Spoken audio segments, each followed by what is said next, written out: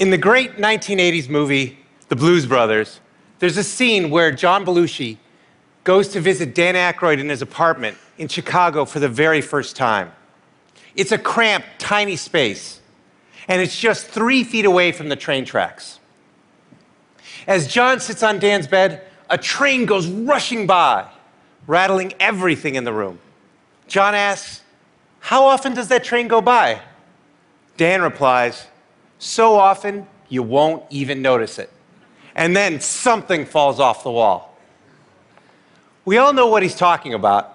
As human beings, we get used to everyday things really fast. As a product designer, it's my job to see those everyday things, to feel them, and try to improve upon them. For example, see this piece of fruit? See this little sticker? That sticker wasn't there when I was a kid. But somewhere as the years passed, someone had the bright idea to put that sticker on the fruit. Why? So it could be easier for us to check out at the grocery counter. Well, that's great. We can get in and out of the store quickly. But now there's a new problem. When we get home and we're hungry and we see this ripe, juicy piece of fruit on the counter, we just want to pick it up and eat it. Except now we have to look for this little sticker and dig at it with our nails, damaging the flesh. Then rolling up that sticker, you know what I mean, and then trying to flick it off your fingers, right? It's not fun, not at all. But something interesting happened. See, the first time you did it, you probably felt those feelings. You just wanted to eat the piece of fruit, but you felt upset. You just wanted to dive in. By the 10th time, you started to become less upset. And you started to just do the peeling the label off. By the 100th time, at least for me, I became numb to it. I simply picked up the piece of fruit, dug at it with my nails, tried to flick it off, and then wonder, was there another sticker? So why is that? Why do we get used to everyday things? Well, as human beings, we have limited brain power. And so our brains encode the everyday things we do into habits. So we can free up space to learn new things. It's a process called habituation. And it's one of the most basic ways as humans we learn.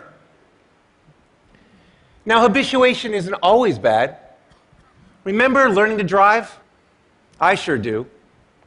Your hands clenched at 10 and 2 on the wheel, looking at every single object out there, the cars, the lights, the pedestrians, is a nerve-wracking experience. So much so that I couldn't even talk to anyone else in the car, and I couldn't even listen to music. But then something interesting happened. As the weeks went by, driving became easier and easier. You habituated it. It started to become fun and second nature. And then you could talk to your friends again and listen to music. So there's a good reason why our brains habituate things. If we didn't, we'd notice every little detail all the time. It would be exhausting, and we'd have no time to learn about new things. But sometimes habituation isn't good. If it stops us from noticing the problems that are around us, well, that's bad. And if it stops us from noticing and fixing those problems, well, then that's really bad. Comedians know all about this. Jerry Seinfeld's entire career was built on noticing those little details, those idiotic things we do every day that we don't even remember. He tells us about the time he visited his friends, and he just wanted to take a comfortable shower. He'd reach out and grab the handle and turn it slightly one way, and it was 100 degrees too hot. And then he'd turn it the other way, and it was 100 degrees too cold. He just wanted a comfortable shower. Now, we've all been there. We just don't remember it. But Jerry did, and that's a comedian's job. But designers, innovators, and entrepreneurs, it's our job to not just notice those things, but to go one step further and try to fix them. See this? This person? This is Mary Anderson. In 1902 in New York City, she was visiting. It was a cold, wet, snowy day, and she was warm inside a streetcar. As she was going to her destination, she noticed the driver opening the window to clean off the excess snow so he could drive safely. When he opened the window, though, he let all this cold, wet air inside, making all the passengers miserable. Now, probably most of those passengers just thought, it's a fact of life. He's got to open the window to clean it. That's just how it is. But Mary didn't. Mary thought, what if the driver could actually clean the windshield from the inside so that he could stay safe and drive, and the passengers could actually stay warm? So she picked out her sketchbook right then and there and began drawing what would become the world's first windshield wiper. Now, as a product designer, I try to learn from people like Mary, to try to see the world the way it really is, not the way we think it is. Why? Because it's easy to solve a problem that almost everyone sees, but it's hard to solve a problem that almost no one sees. Now, some people think you're born with this ability, or you're not, as if Mary Anderson was hardwired at birth to see the world more clearly. That wasn't the case for me. I had to work at it. During my years at Apple, Steve Jobs challenged us to come into work every day to see our products through the eyes of the customer, the new customer, the one that has fears and possible frustrations, and hopeful exhilaration that their new technology product could work straight away for them. He called it staying beginners and wanted to make sure that we focused on those tiny little details to make them faster, easier, and seamless for the new customers. So I remember this clearly in the very earliest days of the iPod. See, back in the 90s, being a gadget freak like I am, I would rush out to the store for the very, very latest gadget. I'd take all the time to get to the store, I'd check out, I'd come back home, I'd start to unbox it. And then there was another little sticker. The one that said, charge before use. What? I can't believe it. I just spent all this time buying this product, and now I have to charge before use? I have to wait what felt like an eternity to use that coveted new toy? It was crazy. But you know what? Almost every product back then did that. When it had batteries in it, you had to charge it before you used it. Well, Steve noticed that, and he said, we're not going to let that happen to our product. So what did we do? Typically, when you have a product that has a hard drive in it, you run it for about 30 minutes in the factory to make sure that hard drive is going to be working years later for the customer after they pull it out of the box. What did we do instead? We ran that product for over 2 hours. Why? Well, first off, we could make a higher quality product, be easy to test, and make sure it was great for the customer. But most importantly, the battery came fully charged right out of the box, ready to use. So that customer could just, with all that exhilaration, could just start using the product. It was great, and it worked. People liked it. Now today, almost every product that you get that's battery-powered comes out of the box fully charged, even if it doesn't have a hard drive. But back then, we noticed that detail, and we fixed it. And now everyone else does that as well. No more charge before use. So why am I telling you this? Well, it's seeing the invisible problem, not just the obvious problem, that's important, not just for product design, but for everything we do.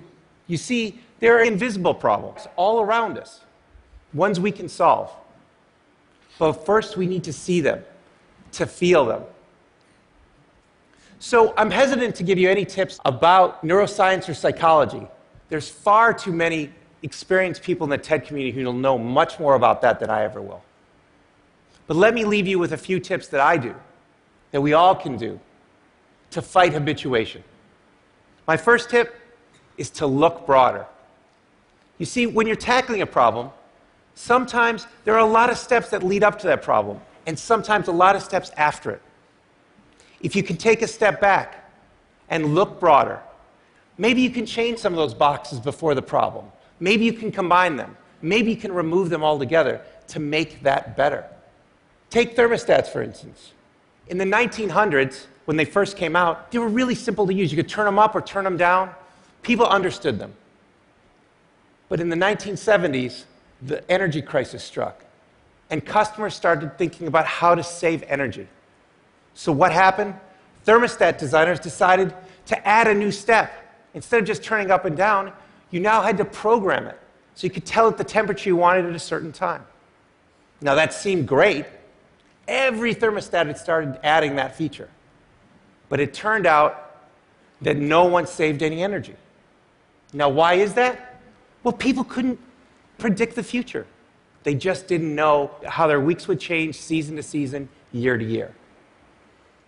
So no one was saving energy. And what happened? Thermostat designers went back to the drawing board, and they focused on that programming step. They made better UIs. They made better documentation.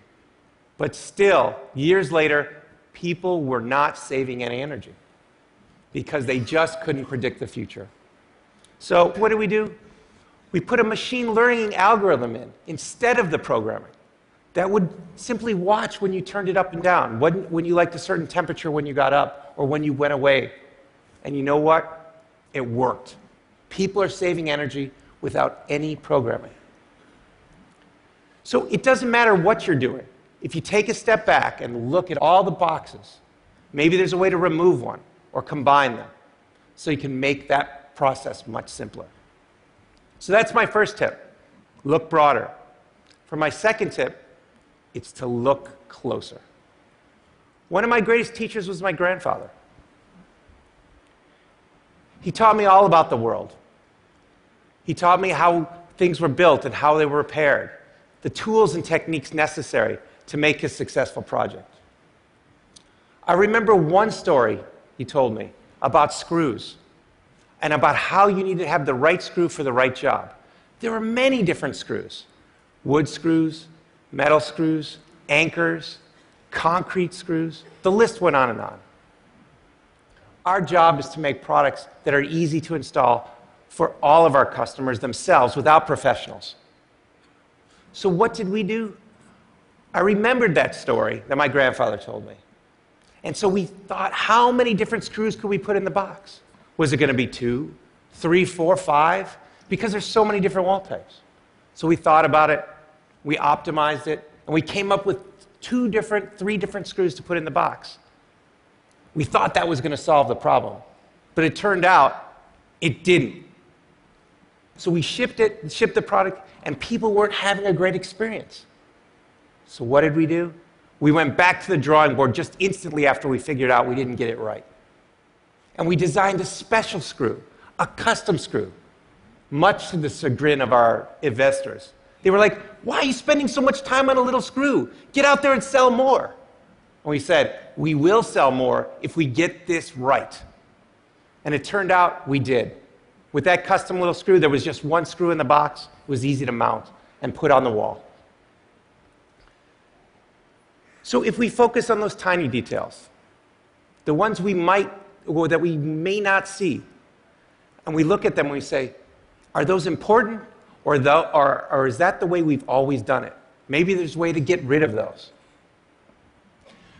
So my last piece of advice is to think younger. Every day I'm confronted with interesting questions from my 3 young kids. They come up with questions like, why can't cars fly around traffic? Or why don't my shoelaces have Velcro instead? Sometimes those questions are smart. My son came to me the other day and I asked him, "Hey, go run out to the mailbox and check it." He looked at me, puzzled, and said, "Why doesn't the mailbox just check itself and tell us when it has mail?" I was like, that's a pretty good question. So they can ask tons of questions. And sometimes we find out we just don't have the right answers. We say, "Son, that's just the way the world works." So the more we're exposed to something, the more we get used to it. But kids haven't been around long enough to get used to those things. And so when they run into problems, they immediately try to solve them. And sometimes they find a better way. And that way really is better. So my advice, and that we take to heart is to have young people on your team, or people with young minds. Because if you have those young minds, they cause everyone in the room to think younger. Picasso once said, "Every child is an artist." The problem is when he or she grows up, is how to remain an artist. We all saw the world more clearly when we saw it for the first time, before a lifetime of habits got in the way. Our challenge is to get back to there, to feel that frustration, to see those little details, to look broader, look closer, and to think younger, so we can stay beginners. It's not easy. It requires us pushing back against one of the most basic ways we make sense of the world. But if we do, we can do some pretty amazing things. For me, hopefully that's better product design. For you, that could mean something else, something powerful. Our challenge is to wake up each day and say, how can I experience the world better? And if we do, maybe, just maybe, we can get rid of these dumb little stickers. Thank you very much.